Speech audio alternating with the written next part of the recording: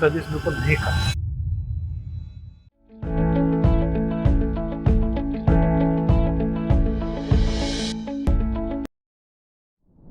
Welcome, Dr. Priyank Salonki, sir, on this podcast. So, basically, sir, the podcast concept is like we want to share ophthalmologist's journey throughout his career.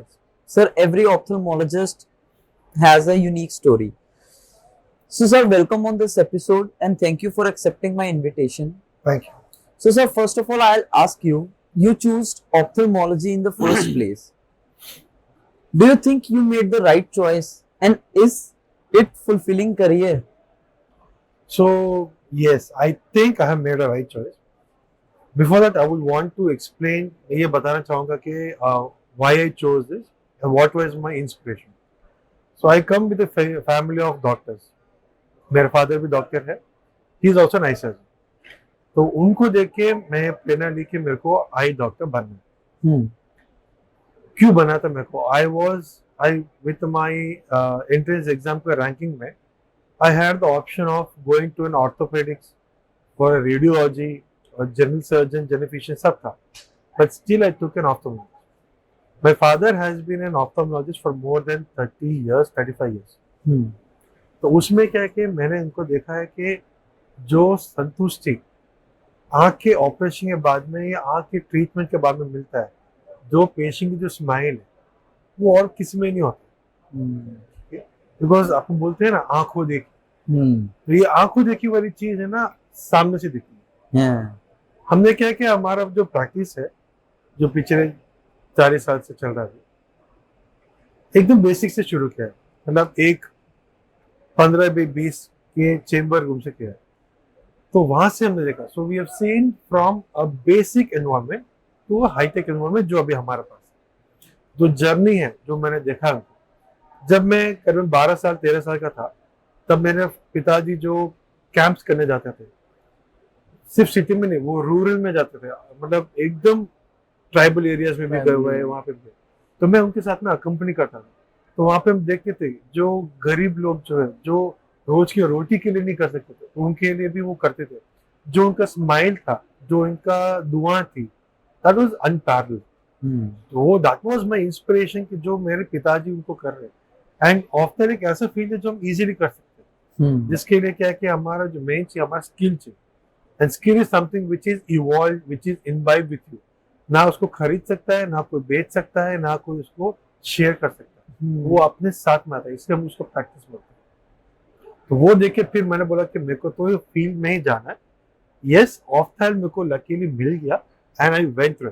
Of course मेरे को सब first attempt में मिल गया because I had good ranking से उसमें. तो that was my inspiration. तो यस, आई थोड़ा इंक्लाइन था, but then it became more easier with the background of family which I had got. तो that was my inspiration to become an eye surgeon. And ये मेरा journey है, ये during my entry. फिर उसके बाद में जब हम पढ़ते हैं कॉलेजेस में, मेडिकल कॉलेज में, बाद में जब हम प्रैक्टिस में शुरू होते, then also there were a lot of changes. जो 25 साल पहले था और जो अभी 15 साल पहले जब मैंने अपना प्रैक्टिस शुरू किया, वाज अ बिट डिफरेंट. और अभी आजकल वही डिफरेंट है. तो जो जर्नी हम देखते हैं, तो हम सीखते किससे? पेशेंट से. इसीलिए उसको हम बोलते हैं प्रैक्टिस. ठीक है. हम कंसल्टेंसी बोलते हैं, पर हमारा कंसल्टेंट नहीं है. कंसल्टेंसी होता है कि आपने हमको पूछा और गए, चल गया नहीं चल गया. प्रैक्टिस में क्या होता है, हम वो करते हैं, हम पेशेंट को फॉलो अप करते हैं, पेशेंट हमारे पास आते हैं, वापस बोलते हैं कि ये ठीक है, वैसा है. तो इसको बोलते हैं प्रैक्टिस, क्योंकि इट्स ऑलवेज इन्वॉल्विंग. ये हमेशा बढ़ता है. तो that is why it's called as a practice. हाँ, हमारे जो सर्च जर्नल्स होते हैं या साइंटिफिक जर्नल्स होते हैं जहाँ पे हम मिलते हैं, देखते हैं, उसको देख के हम आगे.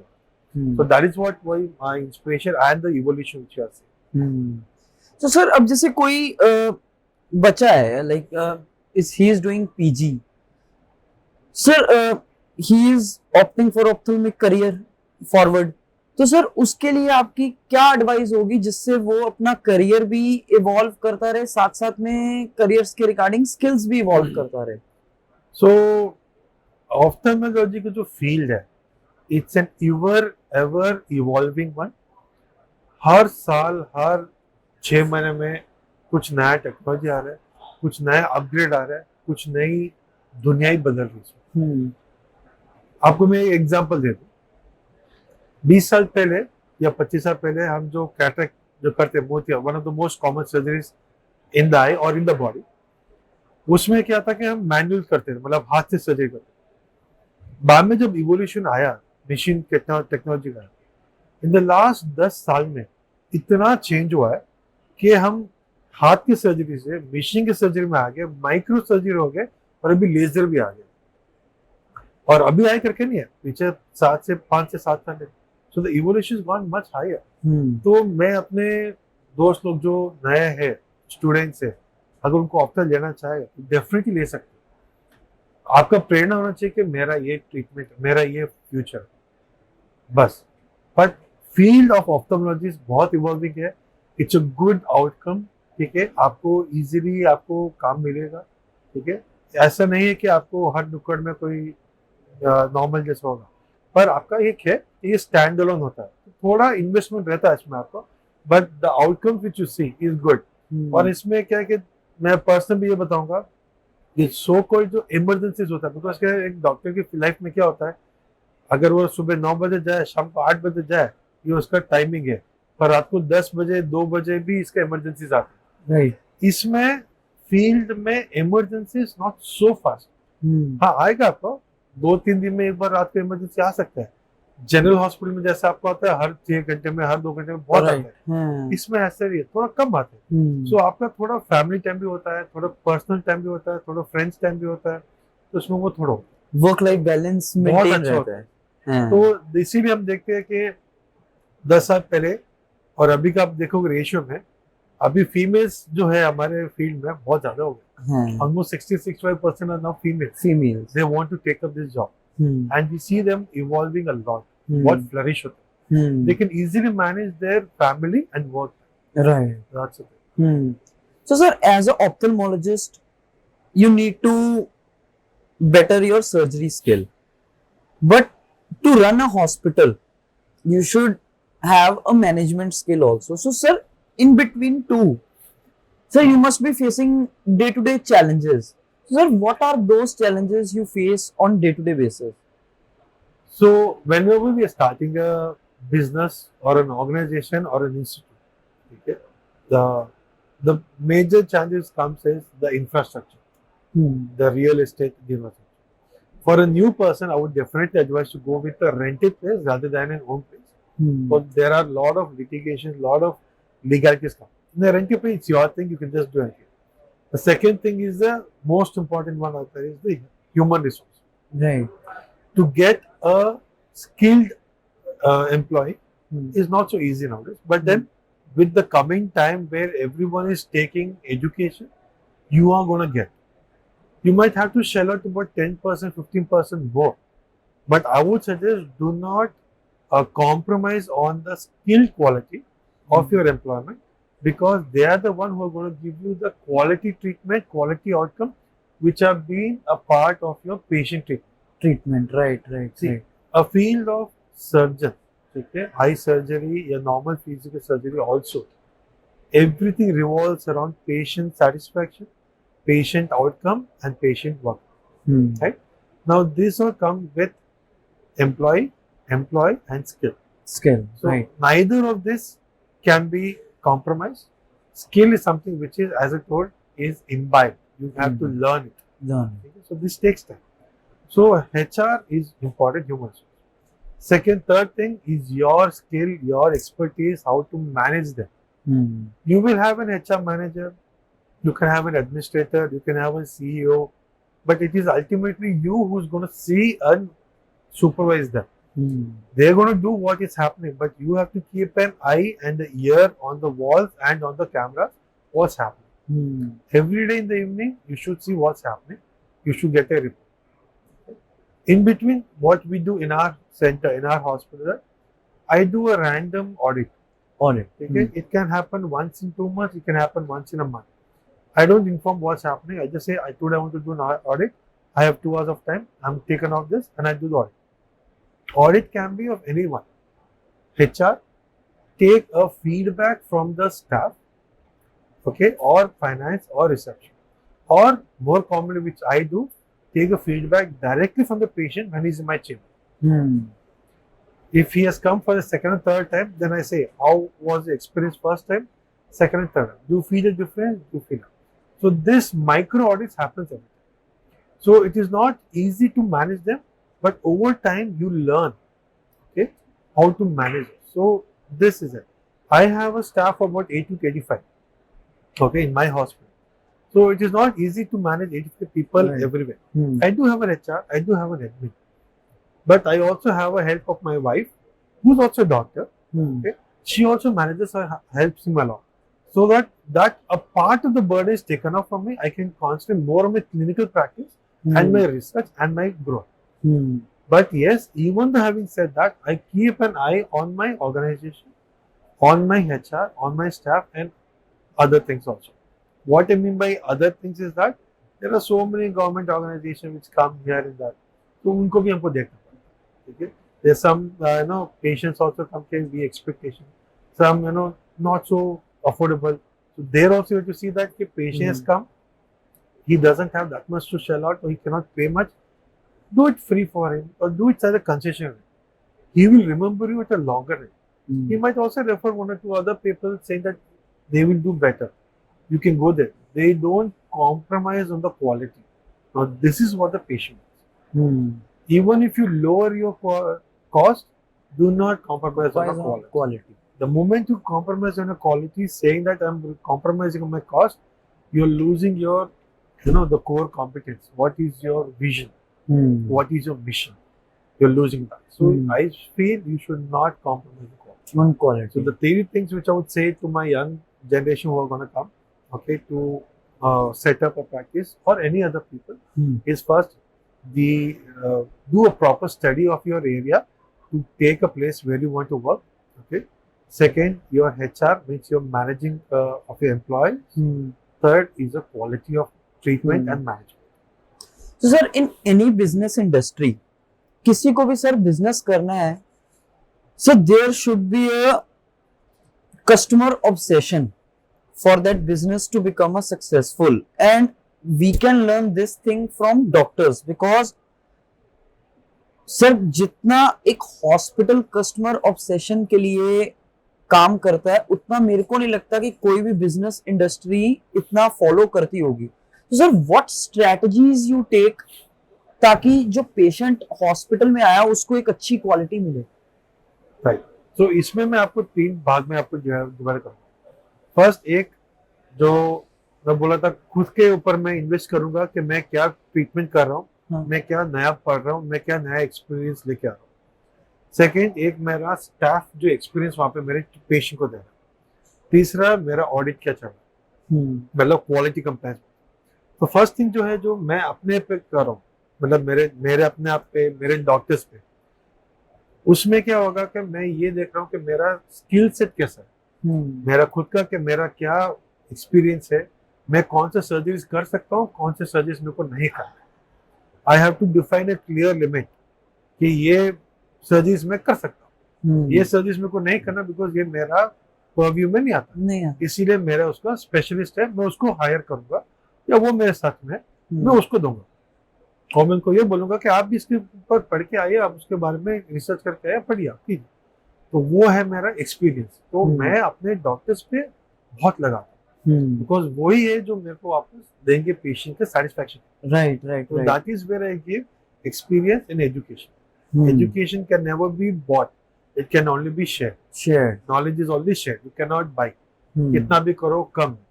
हम बोलते हैं ना, education is like a grain of sand. आप मिट्टी जितना भी उठाओ नीचे और पड़ा है, हाँ, वो कभी आप पूरा आप नहीं ले सकते, नहीं ले सकते. तो उतना होता है. तो education is always learn.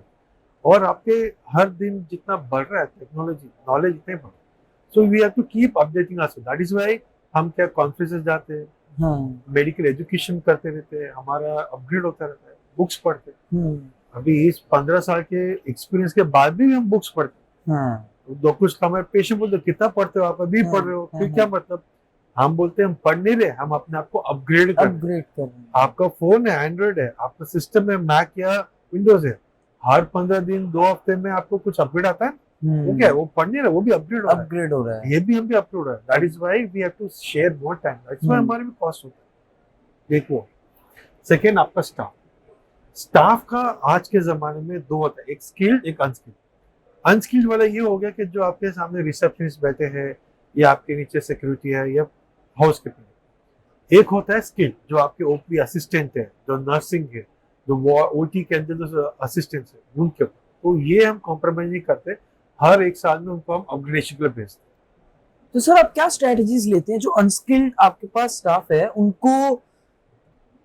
Correct, it's your responsibility to upgrade them, जो भी है। तो there comes my third part which is the quality control. तो हर हॉस्पिटल में आजकल गवर्नमेंट ने ग्रुप बनाया, दे हैव ऑप्शन के भाई आप उसको अपग्रेड कर सकते हो आपका स्टाफ। उसको बोलते हैं quality council of India, QCI।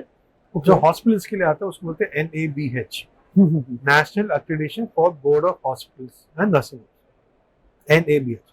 तो वो आपको अगर एक्रेडिटेशन लेना है तो उसके लिए आपको कुछ ट्रेनिंग करानी पड़ती है।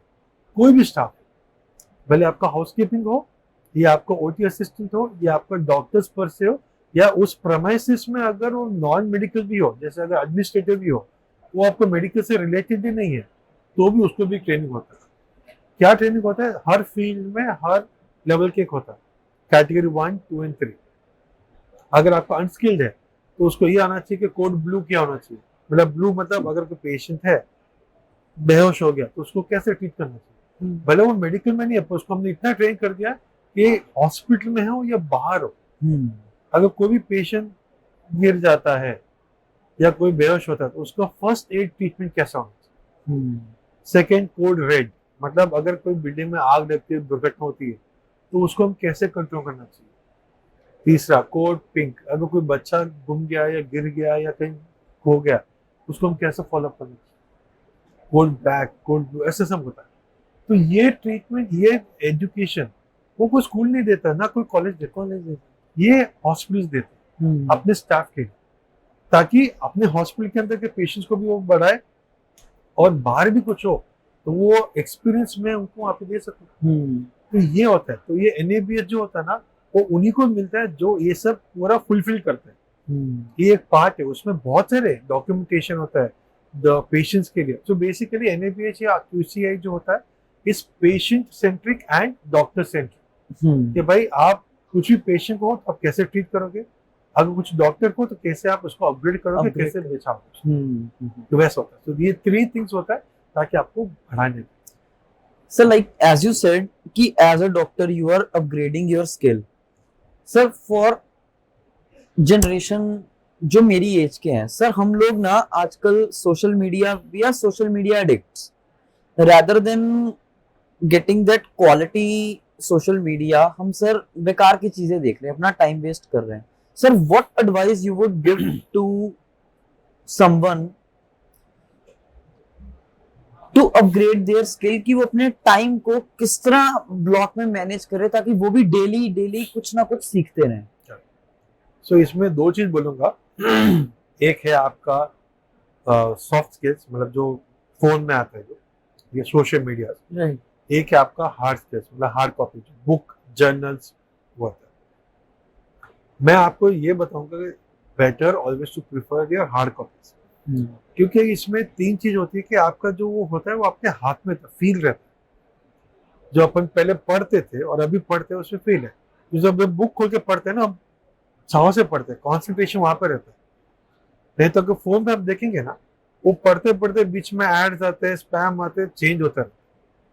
दूसरा, बुक में जब पढ़ते हैं ना, जो आंख देखती है ना वो अच्छा रहता है, सीधा ब्रेन में रजिस्टर होता है। यहाँ पे because there is so much of contrast here, blue light, yellow light आता है, तो आपको ब्रेन पे इफेक्ट करता है। यहाँ पे क्या है कि because the colour of the page is brownish या व्हाइटिश है, the contrast is very good, so there is no radiation coming on to eyes. सो आपका जो हम स्लीप साइकिल बोलते हैं, जो लिम्बिक सिस्टम जो बोलते हैं हम ब्रेन, वो इफेक्ट नहीं होता। बस ये माना है, ये स्टडीज प्रूवन है कि आपका जो ब्लू लाइट जो आता है फोन से, that affects the sleep cycle, that affects circadian rhythm, right? Exactly, that's called circadian rhythm. ये बहुत इफेक्ट करता है। और अगर आप एक बार शुरू करते हैं सोशल मीडिया, आप इंस्टाग्राम बोलो, फेसबुक बोलो, यूट्यूब का बोलो या रील्स बोलो, वो चलता जाएगा। आपको लगता है कि आपने सिर्फ 5 मिनट देखा, पर आप घड़ी देखोगे तो पौना घंटा 1 घंटा ऐसे निकल गया। ऐसे निकल गया। And at the end of 30 minutes भी अगर देख लिया, अगर आप बोलोगे कि मेरे को उसका आउटकम क्या हुआ, दिस नथिंग। There's nothing. ये एक ही आउटकम है कि मैंने अपना टाइम बर्बाद किया। हाँ, हाँ, ये हुआ है, थोड़ा एंटरटेनमेंट हुआ, खुशी हुई, पर is that entertainment really required for you, या this entertainment is something really gonna be effective in future? नहीं। और जो करने वाले कौन है? अपने दोस्त ही है, या अपने कोई जान पहचान है, कोई अपने लोग ही है, पर उसमें कुछ आपको मिलता है नहीं। ठीक है, वो ये तो कंटेंट जो यूट्यूब को मिला फ्री में मिला है, हाँ, कोई और कंटेंट अपलोड कर रहा है, उसका पैसा वो कमा रहा है, पर जो अल्टीमेटली जो देख रहा है उसने तो अपना टाइम कमाया ना। And Yeah. Time is something which is priceless. yeah, no one can put a tag on that. Whereas अगर आप हार्ड कॉपी पढ़ोगे तो आप उसको पूरा पढ़ोगे, there is a gist in it, उसका कुछ मॉरल है, उसका कुछ आउटकम है, तो वो होना चाहिए। तो ये so है। there is a saying ना कि whatever is free comes at a cost. So This exactly social media is free, but it comes at a cost. That is your time. Exactly वो बोल, आप दुनिया में कहीं पे भी जाओ, दो फ्री का कॉन्सेप्ट है, there is nothing that is free in this world.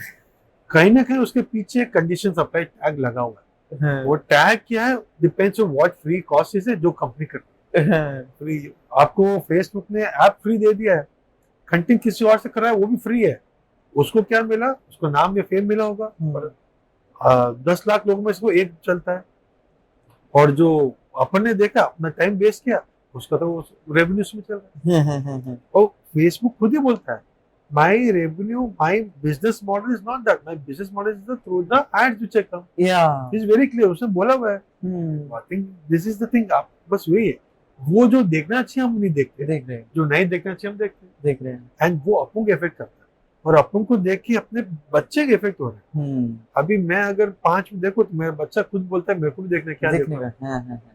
उसी बदले मैं अगर उसको बाहर फिजिकल एक्टिविटी कराऊं, which is much good for your body and your physical and mental growth. अब आज के मैं अगर आपको को बताऊं, मायोपिया करके एक चीज होती है, जो चश्मा पहनने को होता है, जो माइनस पावर होता है। आज की स्टडीज में ये प्रूवन है कि अगर आप आधा या पौना घंटा बाहर एक दिन में खेलोगे, it helps to control your power and also grow your vision.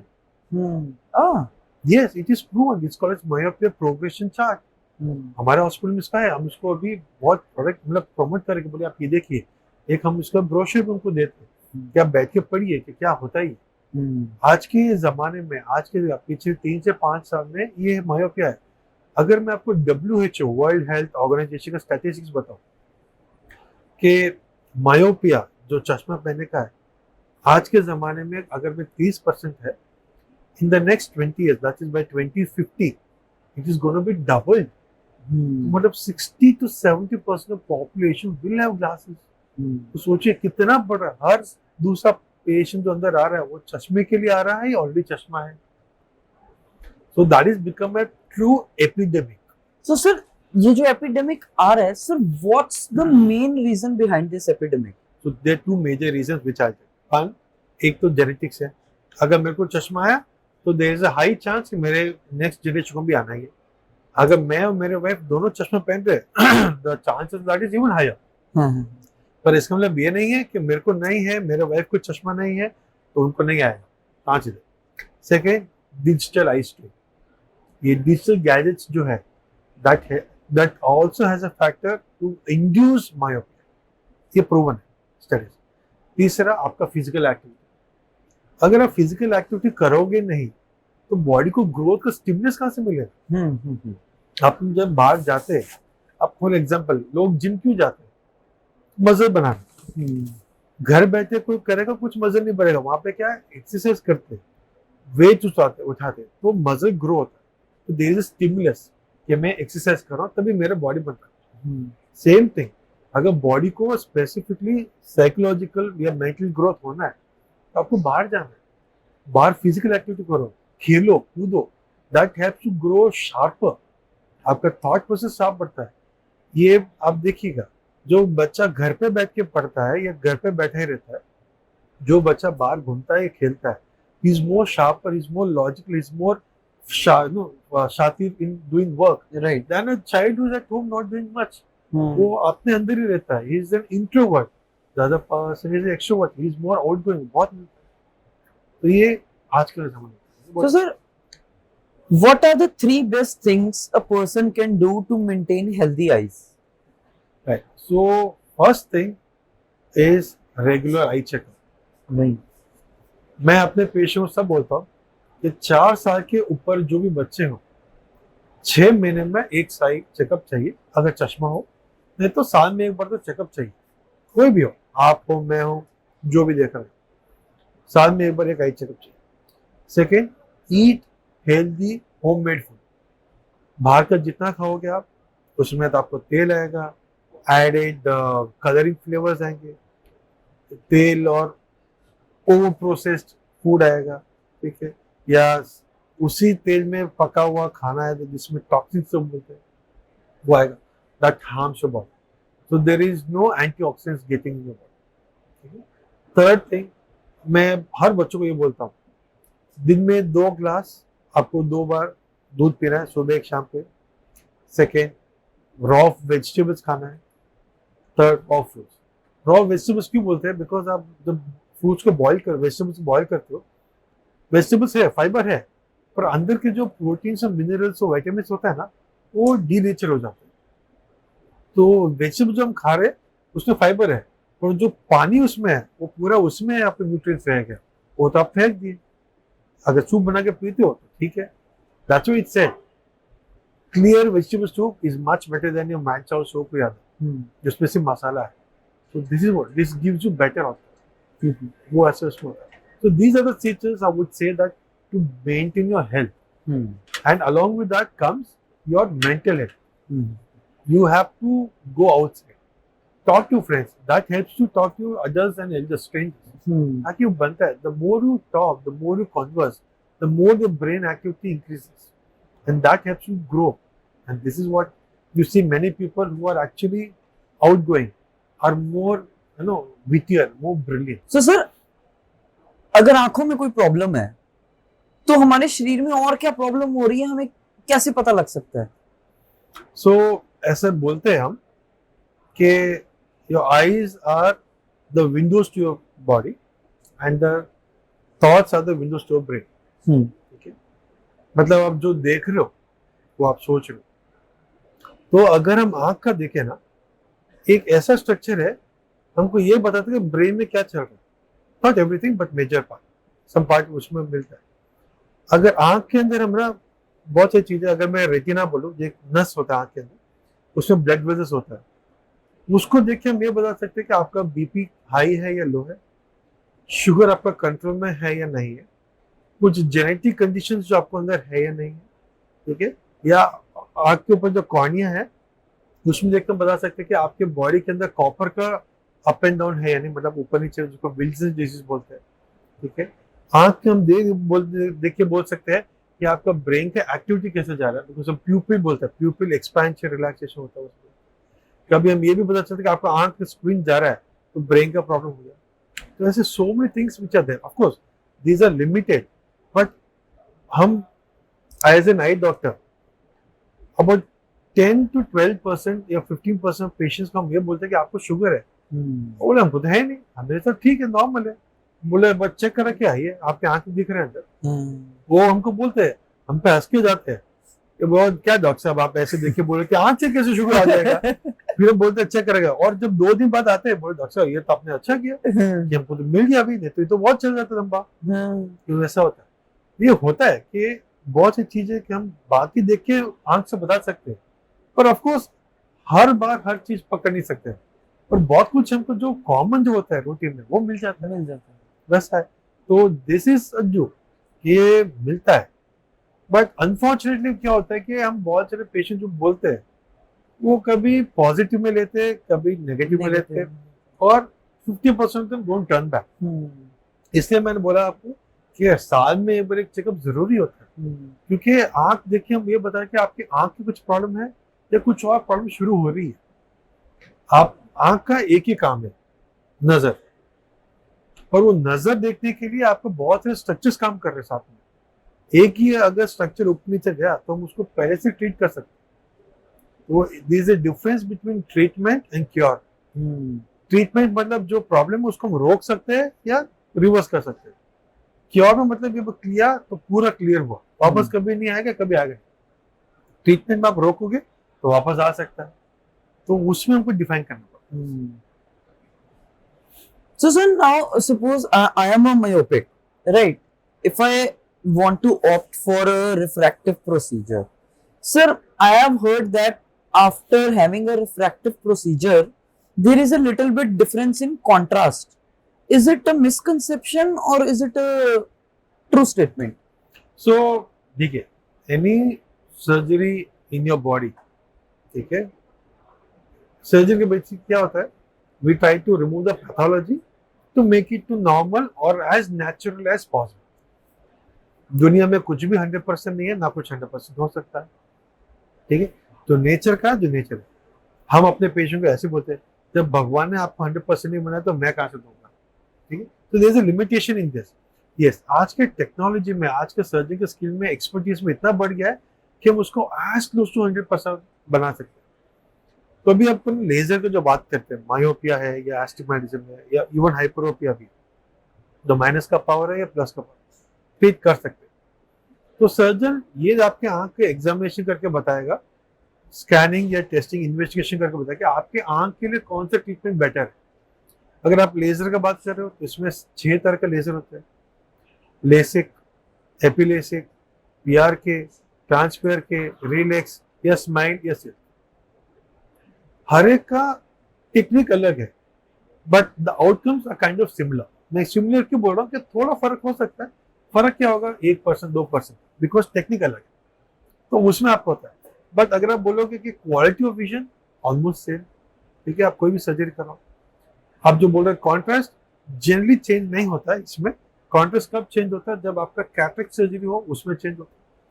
हाँ, ये होता है कि सर्जरी के बाद थोड़े दिन के या थोड़े हफ्तों के लिए आपको थोड़ा ड्राइनेस हो सकता है, जिसके कारण आपको हेलोज या ग्लेयर दिख सकता है, ठीक है, वो कॉमन है, but it is never permanent.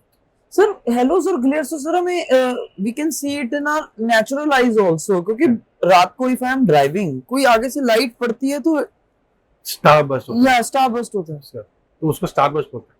तो ये कॉमन है। पर क्या होता है कि एज अ पेशेंट अगर मैं बोलूंगा कि है तो है, सर्जन विल एक्सेप्ट। पर क्या होता है कि पहले भी था, अभी भी, आगे भी रहेगा, और वो पेशेंट जो होता है ना, वो सर्जरी को इंसिडेंट मान के बोलेगा कि उसके कारण। यस, ठीक है, तो ये पहले भी था पर कभी नोटिस नहीं किया। मैं अपने पेशेंट को क्लियरली बताता, जो भी आपको चश्मे से दिख रहा है वही आपको बिना चश्मे से दिख रहा है सर्जरी के बाद। पहला पॉइंट। दूसरा, अगर आप एक आंख से दूसरा आंख कंपेयर करोगे तो 2 से 5% फर्क हो सकता है। क्यों? क्योंकि आप एक आंख से देख रहे हो तो ये 2D इमेज है, पर जब आप दोनों आंख से देख रहे हो ये 3D इमेज है। सर्जरी से पहले हर पेशेंट अपना दोनों आंख से देखो, उसको ये नजर याद है, तो ये एक्सपीरियंस है। पर अगर आप एक आंख से देखोगे तो ये थोड़ा कम हो गया ना, तो ये तो होगा आपका। फर्क दिखा सर, डेप्थ खत्म हो जाता है। एग्जैक्टली। तो ये 3D इमेज में आपको डेप्थ मिलती है, उसको बोलते हैं डेप्थ परसेप्शन या स्टीरियोप्सिस। स्टीरियोप्सिस तभी आएगा जब दो आंख काम कर रहे साथ में। सर्जरी के बाद हर पेशेंट ये करता है, बोले डॉक्टर साहब दिख तो रहा है पर थोड़ा अलग दिख रहा है।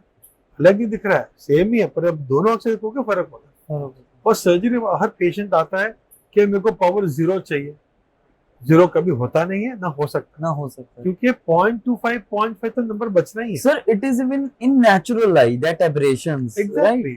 तो वो उनको एक्सेप्ट करना। मैं अपने पेशेंट को पूरा इंफॉर्मेशन देता हूँ, उनको सीधा बोलता हूँ, आप इंफॉर्मेशन दूंगा, आप पहले समझिए उसको, समझने के बाद उसको एक्सेप्ट कीजिए, तभी मैं आगे जाऊंगा। अगर आप एक्सेप्ट नहीं करोगे तो मैं कुछ भी आपको ट्रीटमेंट दूं, यू नेवर बी हैप्पी। जब तक आप समझोगे नहीं तब तक आप एक्सेप्ट नहीं करोगे। तो ये होता है ट्रीटमेंट, जब तक आप उसको काउंसिल नहीं करोगे। हमारे में ये बोलते कि आप council, the doctor is the best counsellor. मैं अपने पेशेंट को खुद ही काउंसिल करता हूँ। बाकी हॉस्पिटल, हमारे हॉस्पिटल में भी काउंसलर रहता ही है, पर काउंसलिंग अगर डॉक्टर करे तो पेशेंट को ज्यादा समझ आता है, और वो एक्सेप्ट भी करता है और समझ भी आता है कि भाई उन्होंने जो एक्सपीरियंस बोलते हैं। बिकॉज मैं ये बोलता हूँ कि आपका जो नजर है ना, सबका सेम ही है, बट जो हम देखते हैं वो it's my experience, and I can not share my experience to you just like verbal. ठीक है, तो एक नजर मेरे को जो दिख रहा है वो आपको भी दिख रहा है, पर मे भी क्वालिटी में थोड़ा चेंज हो सकता है। So there is a quantity, there is a quality. Quantity सब में ऑलमोस्ट सेम होगा, quality is also same in most of them, but the few changes होता है, that makes it good, happy, normal. Normal. बस वही है, how you can manage is all surgeons are good, there is no one who is bad. It's the difference between good and excellent में क्या है, how the excellent person manages is how you can manage that better excellent. अगर वो good से better manage कर सकता है, is an excellent surgeon. तो वैसा है, ये मिसकंसेप्शन नहीं होना चाहिए कि सिर्फ यही बेस्ट सर्जन है, ये अच्छा सर्जन नहीं है। नहीं, सबका सेम ही है। सेम ही है। घर पे हम भी रोटी बनाते हैं, आप भी रोटी बनाते होंगे, रोटी सबकी सेम है। बिकॉज मैंने घर पे वो रोटी खाई तो मेरे को वो पसंद है इतने साल से। मैं किसी और के घर पर रोटी खाऊंगा तो थोड़ा अलग लगेगा, तो वो खराब है नहीं, वो उनका एक्सपीरियंस, ये मेरा एक्सपीरियंस। That's what we different, that's practicality. So sir, as you said, surgery. So sir, surgery in cataract surgery, there are a lot of different type of intraocular lenses. So sir, what factors you consider to incorporate intraocular lenses in your practice? तो ये जो आपका topic जो आपने पूछा था question, इसका मैं आंसर थोड़े अलग तरीके से दूंगा। तो एज ए सर्जन जो मैं बताता हूँ अपने पेशेंट को वो बताऊंगा ताकि हेल्प हो आपको। तो इसमें जो फीचर्स हम देखते हैं, फर्स्ट आप अपने पेशेंट को जानिए कि पेशेंट का एक्सपेक्टेशन क्या है। हर काइंड ऑफ लेंस हर पेशेंट को नहीं जा सकता, although all lenses are mostly suitable, पर सब लेंसेज सबके लिए सुटेबल नहीं होता। तो हम इसमें बेसिकली अगर हम बोलेंगे 3 कैटेगरी लेंस होता है, मोनोफोकल, एक बाइफोकल या इंटरमीडिएट, और एक ट्राइफोकल या ऑल विजन। मोनोफोकल कोई भी पेशेंट डाल सकते हैं, कोई इश्यू नहीं आएगा। लिमिटेशन ये है कि आपको नजदीक का और बीच का चश्मा चाहिए। दूसरा होता है कि इंटरमीडिएट के बाइफोकल, जिसमें दूर का और बीच का दिख जाएगा, नजदीक का चश्मा चाहिए। तीसरा है जो प्रीमियम लेंस जो बोलते हैं वो ट्राइफोकल या एक्सटेंडेड लेंस, दूर का बीच का नजदीक का सब दिखे। अब यहाँ पे आपको ये देखना है कि पेशेंट को आप क्या समझा रहे हो। आप कोई भी लेंस लो, दूर का दिखेगा, डिफरेंस है बीच का नजदीक का। आप जब पेशेंट से बात कर रहे हो तो ये देखिए कि पेशेंट क्या डिस्टेंस से पढ़ रहा है। अगर जैसे मेरा जैसे पेशेंट हो जो 6 फुट हाइट है, तो मैं ये डिस्टेंस से पढ़ूंगा जो करीबन 50 सेंटीमीटर है। अगर कोई पेशेंट तो हाइट कम है, 5 फुट है, जैसे इंडियन लेडीज होती है, तो उनका हाथ पास में आ जाता है करीबन 35-40 सेंटीमीटर का।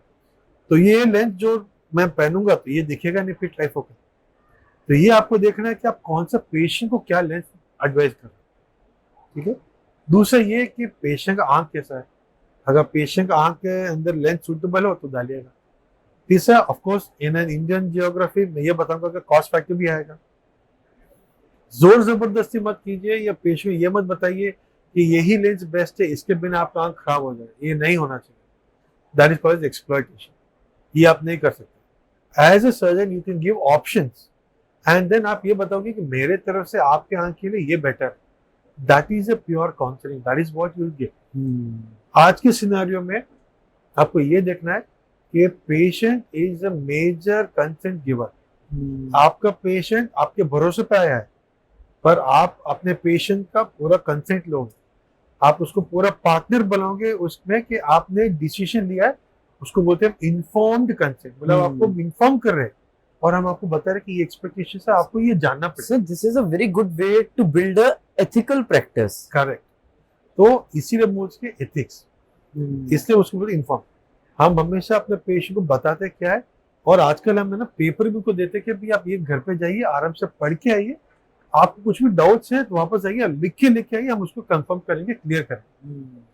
क्या है कि सर्जरी से पहले आप जो भी डाउट्स क्लियर करना चाहे कर सकते हैं और सब क्लियर होगा।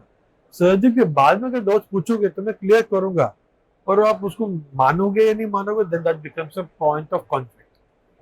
तो अब that is what the difference is between a good surgeon and excellent surgeon. जो पेशेंट, जो डॉक्टर अपने पेशेंट को सब इतला करके खुशी देता है, इज एन एक्सीलेंट पर्सन। जितना कम इश्यूज होगा, इज एन एक्सीलेंट सर्जन। बाकी it's not only surgery, it is pre operative, जहाँ पे आप काउंसलिंग कर रहे हो, जहाँ पे आप बोलोगे ये पेशेंट इसके लिए रेडी है, इसके लिए सूटेबल है।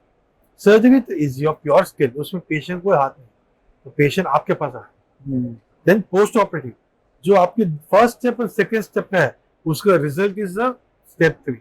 अगर ये स्टेप 3 आपका ग्रीन टिक है या it's happy, then you are an excellent surgeon. You have a flourishing practice. Patient आपके नाम से आता है, आपके भरोसे पे आता है, क्योंकि आपके किसी और ने बोला कि मेरे रिलेटिव ने कराया इससे मैं यहाँ पे आता. अच्छा ना, organic growth. That's what. Sir एक ना बड़ी सरप्राइजिंग बात है कि there are companies, Japanese companies who don't use quality in marketing but they use quality in products. And sir, जो consumers है ना, they don't form opinions on the base of quality in marketing, they form opinions on the base of quality of product or a service. So sir, as a doctor, what advice you would give to manufacturers so that they can make products which are good, which are quality consistent, जिससे sir patients को भी फायदा हो? What advice you would give? So to see from a double perspective, मैं दो perspective में आपको बताऊं. एक ये है कि कंपनी का पर्सपेक्टिव, एक दूसरा के एंड यूजर पर्सपेक्टिव, भले पेशेंट हो या डॉक्टर. कंपनी का क्या है कि हर एक को प्रॉफिट चाहिए.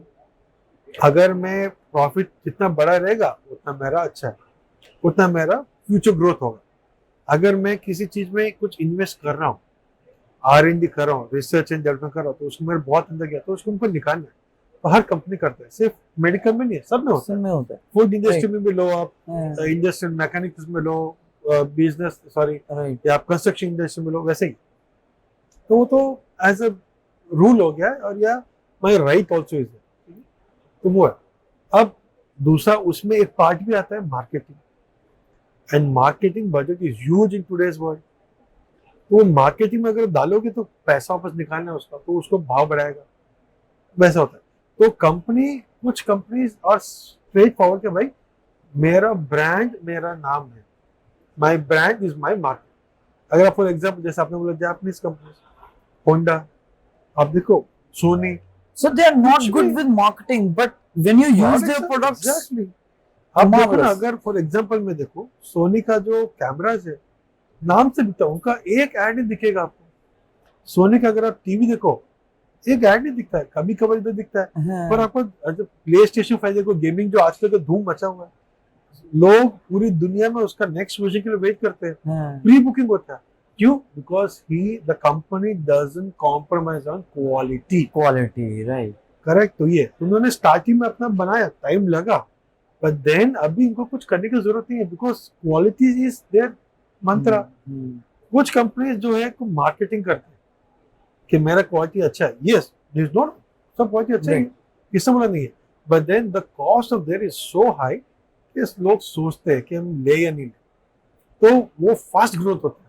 But then fast growth can be faster decline, or it can never grow. Right. तो that is why quality is important. आजकल अपन क्या बोलते हैं, मेरे को क्वालिटी चाहिए तो मैं किस में जाऊंगा, जो मेरा ब्रांड है उसमें जाऊंगा.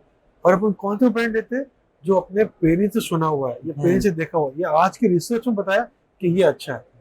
अपन रिसर्च करके, भले अपन फोन लेने जाओ, या आज के मैट्रेस भी जो बेड पे होता है, मैट्रेस बिस्तर, उसको भी अपन, उसमें भी अपन रिसर्च करके देखते हैं. राइट. कौन से कंपनी का सोना नहीं है, नहीं सुना है, क्यों लूंगा. डिफरेंस कितना होगा, 20%, 15%, मैं देने को रेडी हूँ, बट मेरे को अगले 5 साल 10 साल के लिए कुछ सोचने की जरूरत नहीं है. ये एक है. दूसरा, as if I talk in terms of a user, क्योंकि मैं अपने में यूज कर रहा हूँ, मैं ऐसे वैसे तो यूज नहीं करूंगा. किसी और को देना है तो 2 बार सोचते हैं, पर मैं अपने आप, अपने फैमिली, अपने पेरेंट्स, अपने बच्चों पे हानि आने नहीं दूंगा. Health is something which is very precious. पैसा आज गया तो कल आ जाएगा. मैं एक दिन छुट्टी लूंगा तो मैं वापस दूसरे दिन काम कर लूंगा, पर अगर हेल्थ में मैं कुछ एक बार प्रॉब्लम हुआ तो that's may stay for permanent. तो मैं आजकल कंपनी में जाऊंगा या I will take a quality product मिलूंगा. अगर हम भी जैसे यूज करते, सर्जरी जैसा हम यूज करते, कैटरेक्ट करते तो लेंस डालते, भले बाहर की कंपनी हो या इंडियन कंपनी हो, आजकल everything is so good quality, so quality control that they do. जैसे मैंने बताया था, हॉस्पिटल के लिए NABH जो एक क्वालिटी कंट्रोल है, जो QCI मतलब क्वालिटी कंट्रोल ऑफ इंडिया, मतलब जो इंडियन गवर्नमेंट का जो स्ट्रिक्टेस्ट हाईएस्ट अथॉरिटी वहां से कंट्रोल में आता है, वैसे इनका भी ऐसा होता है।